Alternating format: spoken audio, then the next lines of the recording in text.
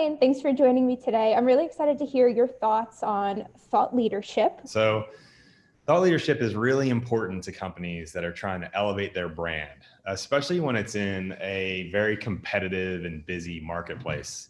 And obviously, we service the cybersecurity space, and that's exactly what you have. Right. So I think that you'll learn after you've been in this industry for quite some time that it becomes a high priority, not just for the thought leaders themselves and the subject matter experts within the company, but also their board members, their partners and their customers. They want to see that you, as a thought leader and a company that's focused in a certain space, has a really strong voice and opinion about a lot of topics that are related to the issues and challenges that you guys are solving at any given time. Right. And now part of that is reaching out to reporters and responding to current news. So recently, SolarWinds has been a hot topic. Do you have any advice for how companies can rise above the noise of everyone trying to chime in? Yeah, it's interesting when you talk about an incident, specifically like SolarWinds or any of the other multitude of ones that have come out over the past several years. So with any story, reporters have kind of a process that they go through, and the story evolves through a specific cycle. So the first thing that happens, everybody wants to get as close to the story as possible. So they want to talk to people that were directly affected or impacted by the breach or the incident, or they want to talk to somebody that has internal insight to it. So that's their first targets. Now, a lot of times they just don't get that opportunity because people aren't speaking about it right away, or mum's the word for quite some time. So then the next step is let's reach out to experts that have experienced something like this in the past that's already been public. Or let's look at, in this case, maybe some government agency experts, some intel agency experts, and they start to focus on what the threats are and the threat actors and the attack itself. So the attack itself is really important. The impact that it has made, what the attackers have accomplished, what damage was done, all those sorts of things. So those will be the first things that everyone wants to learn about the incident. Then eventually it'll start to evolve. So what we'll find is a lot of people want to talk about the solution right away.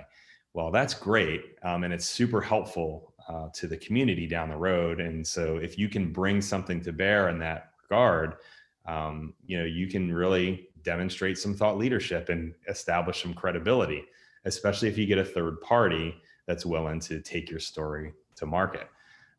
However, like I said, typically there's a cycle that follows. And so you have to be patient. You have to get in front of those reporters early with the message you want to share, not be too markety, obviously, because that's not what they're about. They're about educating their audience.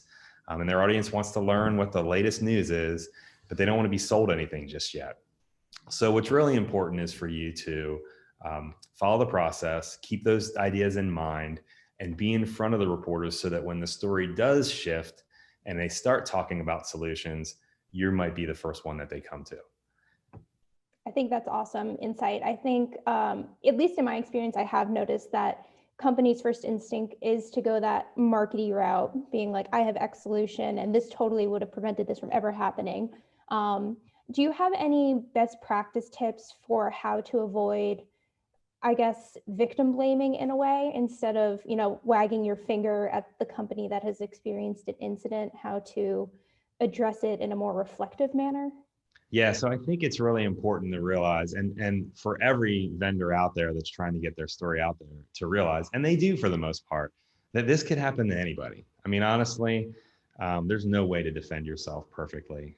There's better ways to do things, certainly, but anyone can fall victim to this. So as long as you're humble in your approach and you make sure that you realize you're trying to provide community advice, almost like a customer advisory.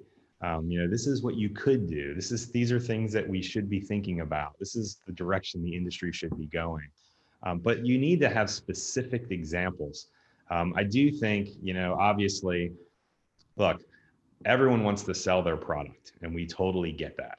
And everybody else gets that as well. And everyone else is trying to do the same thing. So when you come with your story, the more direct insight, the more compelling content that you can offer and provide, the better you are. So what I've found is while you're doing these pitches and activities towards, reaching out to the media, you also want to make sure that you're taking advantage of this opportunity on the marketing side.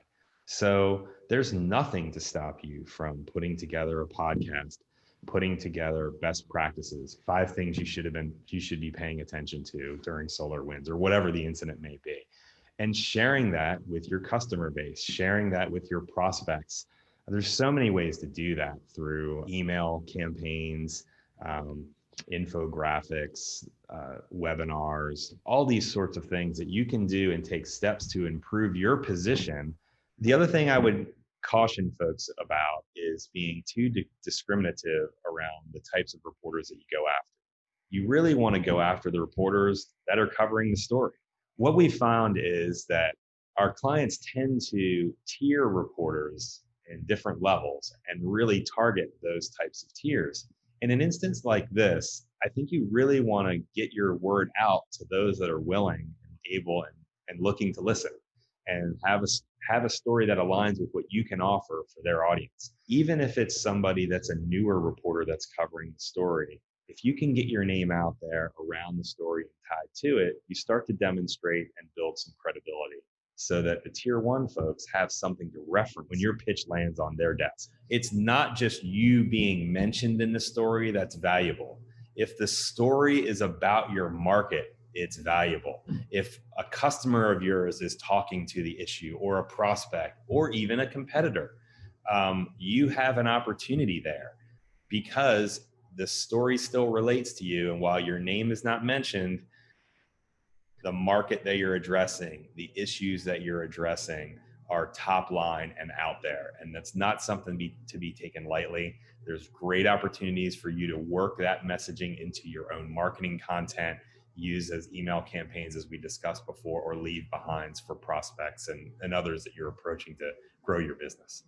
Awesome. And once a piece of coverage is attained, no matter what tier it's in, where and how should companies go about distributing that so that it gets the most reach possible?